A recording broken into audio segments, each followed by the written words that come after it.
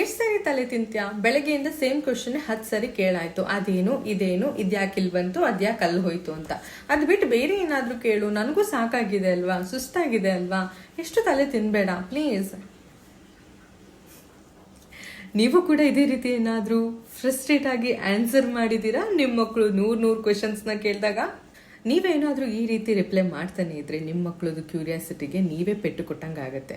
ಮಕ್ಕಳು ಈ ಥರ ತುಂಬ ಕ್ಯೂರಿಯಾಸಿಟಿಕ್ ಆಗಿರುವಂತಹ ಕ್ವೆಶನ್ಸ್ನ ಕೇಳ್ತಾ ಇದ್ದಾಗ ಅವರ ಬ್ರೈನ್ ಡೆವಲಪ್ಮೆಂಟ್ ತುಂಬಾ ಚೆನ್ನಾಗಿ ಡೆವಲಪ್ ಆಗ್ತಾ ಹೋಗುತ್ತೆ. ನಾವು ಅದನ್ನು ಡೆವಲಪ್ ಮಾಡೋದಕ್ಕೆ ಹೆಲ್ಪ್ ಮಾಡಬೇಕೇ ಹೊರತು ಕಡಿವಾಣ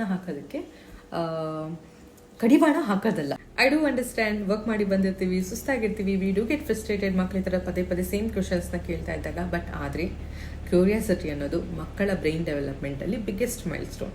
ಸೊ ಹಾಗಾಗಿ ನಾವು ಅದನ್ನು ಹೆಲ್ಪ್ ಮಾಡಬೇಕಾಗತ್ತೆ. ಸೊ ಕ್ಯೂರಿಯಾಸಿಟಿನ ಹೆಂಗೆ ಬಿಲ್ಡ್ ಮಾಡೋದು ಮಕ್ಕಳಲ್ಲಿ ಅಂತಂದರೆ ಬೇರೆ ಆಪ್ಷನ್ನೇ ಇಲ್ಲ. ಅವ್ರು ಕೇಳೋ ಕ್ವೆಶನ್ಸ್ಗೆಲ್ಲ ನಾವು ಆನ್ಸರ್ ಮಾಡ್ತಾ ಇರಬೇಕು ಅಷ್ಟೇ.